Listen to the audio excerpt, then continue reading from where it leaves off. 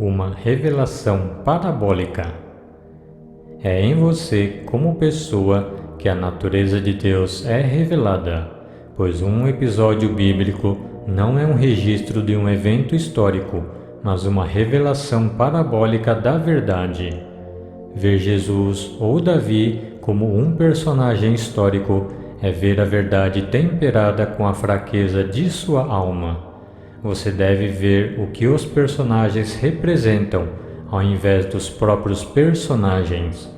Isso é verdade para todas as histórias das Escrituras, pois cada episódio se desenrolará dentro de você. O título do Salmo 54 é traduzido como Davi está escondido dentro de nós, na versão King James, e Davi está escondido entre nós, na versão padrão revisada, mas o título deveria ser Davi está escondido dentro de nós, pois é onde ele está, assim como todos os personagens das Escrituras. Quando digo como Blake, tudo o que você observa, apesar de parecerem estar fora, estão dentro em sua imaginação, da qual este mundo de mortalidade é apenas uma sombra. Quero dizer isso literalmente, pois todo o drama da vida se desenrola de dentro de si. Os personagens Jesus, Davi, Abraão e Moisés são apenas personificações de estados eternos que você encontrará individualmente em você à medida que avança em direção ao despertar final de ser o próprio Deus. Em seu poema Saul, Robert Browning conta a história registrada no capítulo 16 do primeiro livro de Samuel, de como Davi curou Saul dos espíritos malignos que o Senhor havia enviado sobre ele. Não veja Saul como um homem, mas como humanidade. Ele é o ser humano referido no capítulo 4 do livro de Daniel. E o grande observador disse: derrubai a árvore e cortai-lhe os ramos, sacudi as suas folhas e espalhai o seu fruto. Afugentem-se os animais de debaixo dela e as aves dos seus ramos. Contudo, deixai na terra o tronco com suas raízes. Daniel 4, versículos 14 e 15. Então a árvore se personifica como: e seja molhado do orvalho do céu, e seja a sua porção com os animais na erva da terra, seja mudada a sua mente, para que não seja mais a de homem, e lhe seja dada mente de animal, e passem sobre ele 7 tempos. Esta sentença é por decreto dos vigias e por mandado dos santos, a fim de que conheçam os viventes que o Altíssimo tem domínio sobre o reino dos homens, e o dá a quem quer, e até o mais humilde dos homens constitui sobre eles. Daniel 4, versículos 15, 16 e 17. Saul personifica a mente da besta, pois Saul enlouqueceu. Ele era violento e não conseguia se lembrar de quem era. Então Davi aparece e o cura de sua insanidade, contando-lhe sobre a vinda do Messias, dizendo: ó Saul, será um rosto como o meu rosto que te recebe, um homem como eu, amarás e será amado para sempre. Uma mão como esta mão abrirá as portas de uma nova vida para ti. Veja a posição de Cristo. Você pode pensar que este é um episódio nas páginas da história, mas é um drama que acontece em você. Como um ser insano que procura um salvador externo, um dia você encontrará Davi, aquele que nunca andou na face da terra, e salva a si mesmo. Todas as revelações são precisas em seus significados. Quando Davi estiver diante de você, você que estava louco em um momento antes por ter se esquecido de quem você é, você irá se lembrar. Então, como Saul, você verá a verdadeira relação entre você e seu filho, e a revelação de quem você realmente é. Então você que antes era Saul, se tornará Paulo e dirá: de agora em diante não considero ninguém do ponto de vista humano, embora uma vez tenha considerado Cristo do ponto de vista humano, não o considero mais. Paulo foi treinado a acreditar em um passado histórico físico de Israel. Para ele, Davi era o rei dos reis, mas quando Deus revelou seu filho nele, Paulo afirmou que não via ninguém como carne e sangue. Que homem, acreditando na historicidade das Escrituras, poderia entender o que Paulo estava falando quando ele era aquele que antes atormentava qualquer um que não aceitasse a historicidade do Antigo Testamento? Mas, ao examinar o Messias, Paulo confessou que não podia mais acreditar em nenhum personagem histórico do Antigo Testamento. O Novo, é claro, ainda não havia sido escrito. Através da revelação, Paulo sabia quem era o Messias e quem era o Senhor. Vendo a si mesmo como o Senhor, aquele que o mundo acredita ser Jesus, Paulo sabia que o que o mundo acreditava ser um rei poderoso era seu filho unigênito que nunca foi carne e sangue. Ele sabia que todo o episódio ocorreu no Espírito e disse: "Quando agradou a Deus revelar seu filho em mim, não discuti isso com carne e sangue." Ver Jesus, Abraão, Moisés, Jacó ou qualquer um dos personagens das Escrituras como homens de carne e osso e externos a si mesmo nas páginas da história é ver a verdade temperada com a fraqueza de sua alma, porque até que a revelação ocorra, você é incapaz de suportar a força da luz da revelação. Não há nada mais difícil do que renunciar a uma ideia fixa, especialmente no que diz respeito à religião ou à política. Nascida em um determinado grupo religioso, sua mãe lhe ensinou o que lhe foi ensinado pela mãe dela. A escola e a igreja que você frequenta confirmam as palavras de sua mãe e você acredita que os personagens das Escrituras viveram no tempo e no espaço e deixaram um registro de sua existência física, quando não é bem assim. Estas são todas revelações de um drama eterno que está em você, pois seu verdadeiro ser é sua própria e maravilhosa imaginação humana. Muitas vezes me perguntam se acredito que existiu um homem chamado Jesus, e sempre respondo: não. Eu acreditei nisso, mas não acredito mais na historicidade de qualquer personagem das Escrituras, pois as encontro como estados personificados. Entrei no estado final, que é Jesus, e nesse estado me foi revelado que eu sou Jesus, e Cristo é meu Filho. Cristo, meu poder criativo e sabedoria, é aquele que foi ungido com o óleo da alegria e chamado Davi. Foi no Espírito que Davi chamou Jesus de Pai. Ele não faz isso em carne, pois, se você tomar os acontecimentos cronologicamente, verá que eles estão separados no tempo por 1000 anos, e eu lhe digo que a história é contemporânea, não é algo do passado. O Senhor Jesus está com você agora neste exato momento, pois Ele é seu próprio ser, sua realidade. É-nos dito que Ele é um Pai, no capítulo 17 de João, como: Ó Pai, és em mim e eu em ti, que também eles sejam um em nós, para que o mundo creia que tu me enviaste, e eu lhes dei a glória que a mim me deste, para que seja um, como nós somos um. O Pai-Filho é uma relação de ação interna em nós.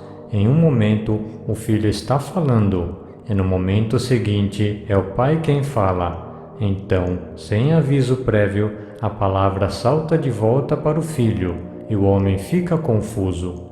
O homem pensa em um ser de carne e osso, quando se trata de uma relação interior de pai e filho. Recebi uma carta esta semana de uma senhora que está aqui esta noite.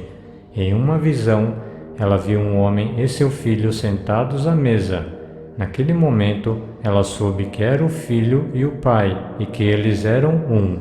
Agora, esta mesma senhora teve outra visão, na qual um amigo proclamou à multidão em voz muito alta que a senhora estava grávida e estava dando à luz o Filho de Deus. Ela está certa, pois esta senhora está dando à luz o Filho de Deus, pois ela é Deus. Este filho nascerá não do sangue, nem da vontade da carne, nem da vontade do homem, mas de Deus. Ela é o Jesus das Escrituras, trazendo Deus, e porque Deus é um Pai, seu último presente para ela é Ele mesmo. Se Deus é o Pai e Ele se dá a você, Ele lhe dá seu Filho para revelá-lo. Então, Ele envia o Espírito de seu Filho ao seu coração clamando, Pai. E se o Filho de Deus te chama de Pai, então você deve ser Deus. E se Deus Pai é o Senhor Jesus Cristo, e Cristo é seu ungido, então seu filho é Davi, pois ele é aquele que o Senhor ungiu e proclamou: Tu és meu filho, hoje te gerei. Isto é um grande choque para aqueles que foram criados na fé cristã ou judaica, pois não há mais historicidade nos personagens do Antigo Testamento do que há no Novo. Cada personagem representa um estado eterno pelo qual você, um indivíduo, deve passar em sua jornada da escuridão para a luz. E quando você chega ao fim da jornada, você se move para o estado personificado como Deus Pai. Davi está escondido dentro de nós. Isso nos é dito pelos Cifeus, da tribo de Judá. Se você ler as Escrituras corretamente, verá que o único filho de Jacó mencionado na genealogia de Jesus é Judá. Isso nos leva a Saul, que foi notificado de que Davi estava escondido dentro dele. Como um homem insano, Saul não conseguia entender: se Davi está escondido dentro de mim, onde eu o procuro? Mas espere, Davi vai sair, eu sei. Em algum momento haverá uma explosão dentro de você que liberará Davi, que está escondido em você, pois somos todos os loucos de Daniel. Olhe para o mundo de hoje e pergunte a si mesmo se não somos todos loucos quando nos matamos e enganamos uns aos outros, quando realmente não há outro. A oração é que eles sejam um como nós somos um. Isso é porque eles não percebem que somos todos um ser. Nada pode trazê-lo a essa percepção além da revelação do Filho ao Pai. Eu sei que muitos de vocês estão girando o Filho de Deus. Uma senhora nesta plateia escreveu esta noite dizendo que estava dormindo na casa de uma amiga quando viu um menino bebê deitado em um cobertor sem as roupas. Quando ela o pega, ela ouve a campainha tocar. Atendendo a porta com a criança nos braços, ela vê sua filha que diz: Mãe, coloque uma roupa no seu bebê, porque eu trouxe um amigo. Ao entrarem em casa, o amigo dá um tapinha nas costas do bebê e diz: Que criança linda! Ela volta para o quarto e, enquanto cobre o bebê com um cobertor, o coelho, ele acorda. Este é um maravilhoso prenúncio que prevê o evento real registrado nas Escrituras. Então, ela conhecerá a verdade sobre o nascimento de Deus. Outra senhora viu a criança como o filho de sua irmã. Segurando-o perto, ela olhou para o seu rosto, que se transformou no de um querubim que sorriu para ela. Então ela sabia que não poderia desistir da criança, pois era dela. Isso também é um prenúncio. Tudo isso é um prenúncio. Essas senhoras são todas mães com seus próprios filhos. A última senhora tem 5 filhos. No entanto, o filho de sua visão é espiritual, pois toda a Bíblia, do começo ao fim, é um documento sobrenatural e não um fato histórico como o homem foi levado a acreditar. Se você vê Jesus como personagem histórico, é porque não tem coragem de enfrentar a luz brilhante da revelação da verdade. Eu sei que quando se trata de mim, tudo dentro de mim caiu. Dizem-nos que, no final, todos os edifícios cairão. Esses edifícios são as estruturas da mente pelas quais vivemos. A crença na historicidade de Jesus é um edifício. A crença na historicidade da Bíblia é um edifício. Exteriorizados como igrejas e catedrais, eles são lindos, mas todos cairão dentro de você em seus últimos dias. E de suas cinzas surgirá o que é permanente, pois, a partir de então, você não viverá por nenhuma crença externa. Vocês saberão que tudo se desdobra a partir de dentro de si mesmo. Conta-se a história que Judas entraria em um jardim e daria um sinal designando aquele que detém o segredo.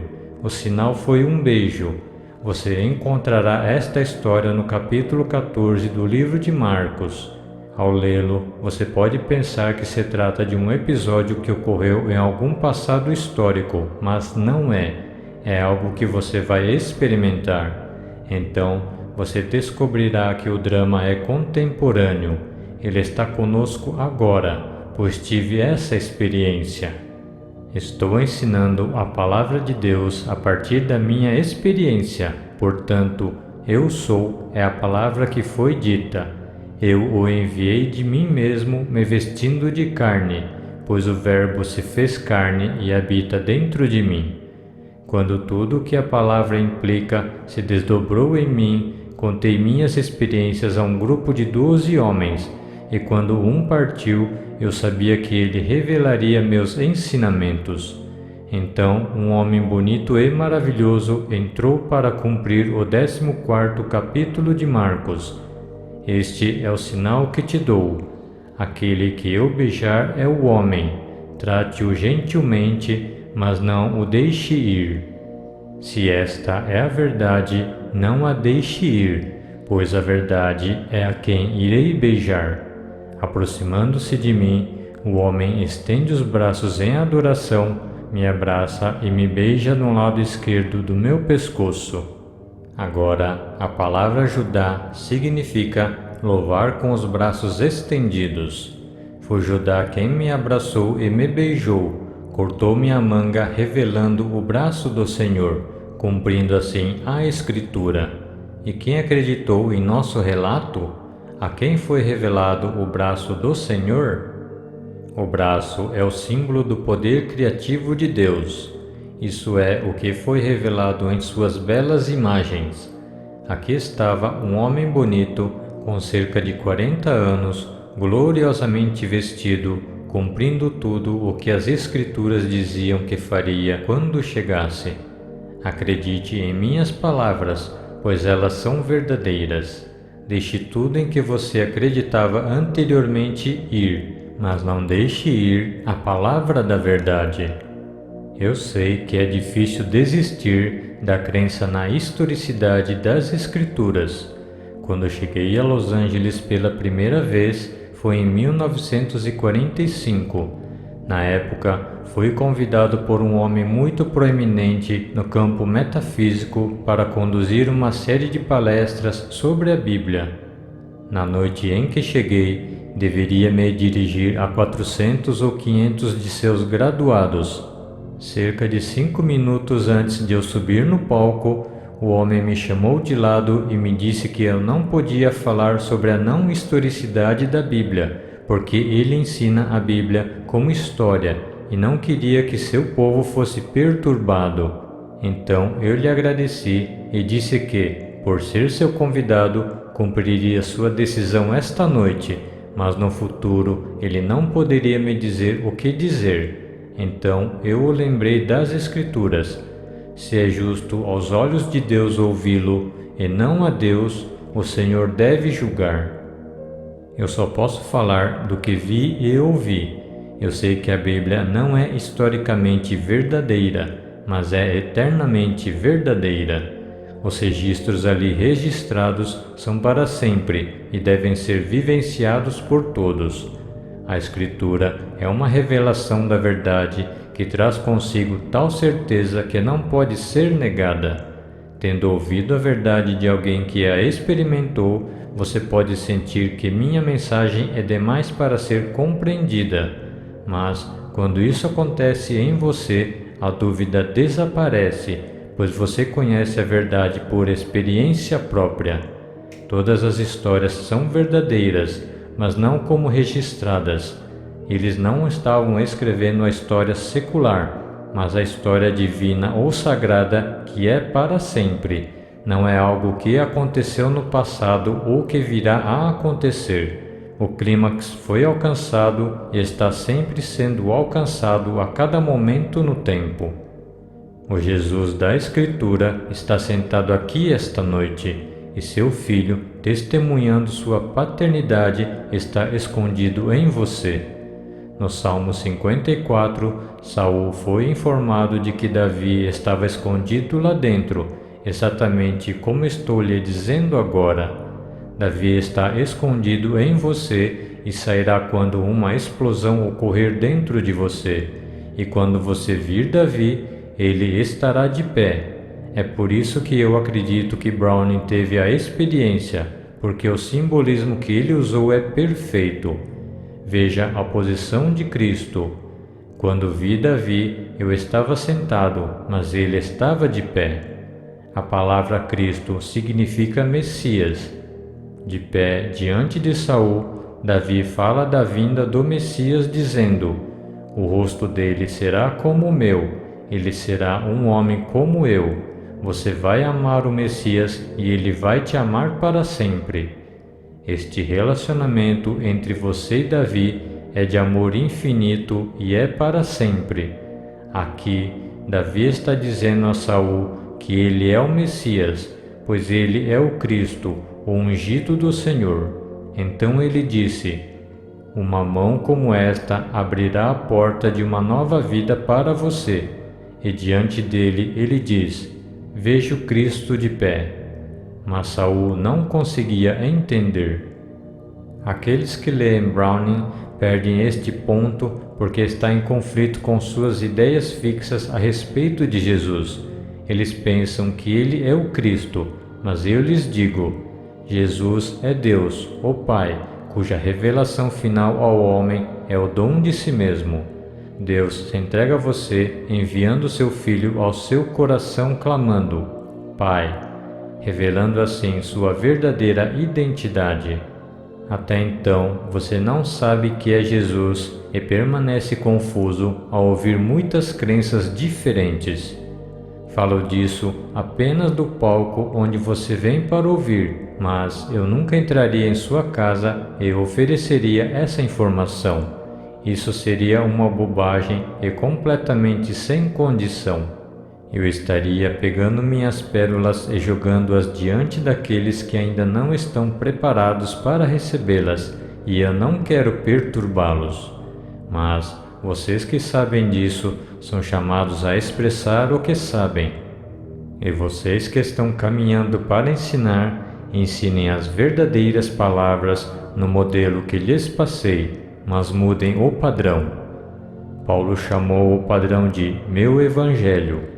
Paulo estava muito orgulhoso do fato de ter nascido judeu, dizendo: nasci da semente de Abraão, da tribo de Benjamim, fariseu dos fariseus. Então tudo se desenrolou dentro dele e ele percebeu a não historicidade de seu próprio grande livro sendo sua verdade. Ele reconheceu os caracteres registrados ali como um estado eterno pelo qual todo indivíduo deve passar. Um dia você experimentará o estado de Abraão e saberá o que realmente é a fé. Quando você vir aquele homem gigante encostado em uma árvore, você verá uma serpente enrolada em seu tronco. A serpente terá um rosto humano com a expressão mais sábia. Em Gênesis, a serpente é registrada como a mais sábia de todas as criaturas de Deus, e você verá que os olhos de Abraão estão olhando no tempo, conforme registrado no livro de Gálatas. A Escritura, prevendo que Deus justificaria a todos pela fé, pregou o Evangelho de antemão a Abraão. Assim, antes que os eventos acontecessem, foi mostrado a Abraão o fim. E quando você olha para ele, sua atenção está focada não na distância do espaço, mas no tempo. E a árvore sob a qual ele está se parece com o cérebro humano. Quando você vira Abraão, saberá que está vendo o início da jornada. A sabedoria está presente na forma de uma serpente e a fé está presente na forma de Abraão. Seu nome é mudado de Abrão, que significa pai exaltado, para Abraão, que significa pai da multidão. A mudança ocorreu quando a letra Re foi adicionada. Esta sílaba carrega o símbolo da graça. Assim, a graça foi colocada no nome para indicar que Deus se entregou à sua criação, a obra de suas mãos. Colocando o dom da graça no nome do Pai das multidões, a jornada começa. Então, quando você lê as Escrituras, tente ter em mente que você está lendo sobre estados infinitos de consciência que são eternos. Lembre-se que você é Jesus, e quando você encontra o Cristo, você encontra o ungido do Senhor, que é Davi.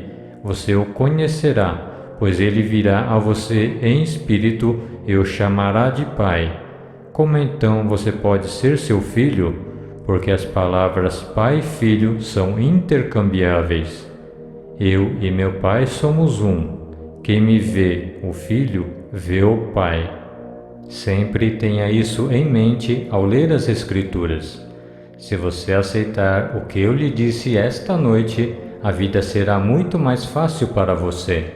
Conhecendo essa verdade, você não pode mais passar a responsabilidade adiante. Mas, sabendo que você é o Senhor, você pode fazer qualquer coisa, porque você é todo imaginação e a imaginação cria a realidade. Você pode imaginar qualquer coisa e sustentá-la com fé. À medida que você anda na fé de que aquilo que você imaginou é assim, se tornará assim. Isso eu sei por experiência própria. Em 1943, quando saí do exército, estava procurando um apartamento. Minha esposa e eu tínhamos determinado quanto pagaríamos por ele, mas quando encontramos o apartamento, o aluguel era mais do que planejamos pagar. Percebendo isso, minha esposa disse: "Bem, isso não está demonstrando esse princípio, está?" Eu não disse nada. Eu simplesmente paguei os meses de setembro e outubro, mas quando fui pagar o aluguel de novembro, o gerente disse: "Tenho um pedido de desculpas a você." Uma autoridade da cidade entrou e examinou meus livros. Ele descobriu que o apartamento que você está foi alugado anteriormente por menos. Então, ele citou o novo valor do aluguel para mim, e esse era o valor do aluguel que eu originalmente escolhera pagar. Levei 3 meses para ser fiel ao que imaginava estar pagando, embora durante esse tempo estivesse pagando mais. Mas comprometi na minha imaginação com o que eu ia pagar. Fui procurar e, como ia pagar mais aos olhos dele, ele me deu todo tipo de concessões que não teria feito se eu lhe pagasse o que o ex-inquilino fez. Em primeiro lugar, ele nos permitiu escolher o papel de parede, as cores e os quartos que queríamos pintar. Ele até construiu uma estante para mim que cobria uma parede inteira para todos os meus livros. Ele fez tudo o que eu queria, mas se eu tivesse entrado lá e pago o aluguel pelo valor que disse que pagaria, ele não teria construído a estante para mim, nem me dado papel de parede, nem pintado o apartamento inteiro de acordo com minhas especificações. Só então o aluguel foi reduzido ao valor que eu imaginava e ficamos lá quase 14 anos. Por isso eu lhe digo, a imaginação não lhe falhará se você for fiel a ela. O que eu poderia dizer quando fui confrontado com a negação de minha suposição? Nada. Eu simplesmente não desisti, e quando chegou a hora certa, minha suposição se tornou um fato. Eu exorto você a definir seu maior objetivo. Assuma o sentimento que foi alcançado e durma nesse sentimento. Persista, e eu prometo a você que nada neste mundo pode roubá-lo do que você assumiu. Mas O mais importante é saber que o que está alojado dentro de você é o plano de redenção de Deus, e ele apenas se redime. Deus desceu ao mundo e se hospedou em você. Agora ele vai descobrir quem ele é, pois é em você, como pessoa, que a natureza de Deus é revelada. Agora vamos, em silêncio, para o estado de imaginação.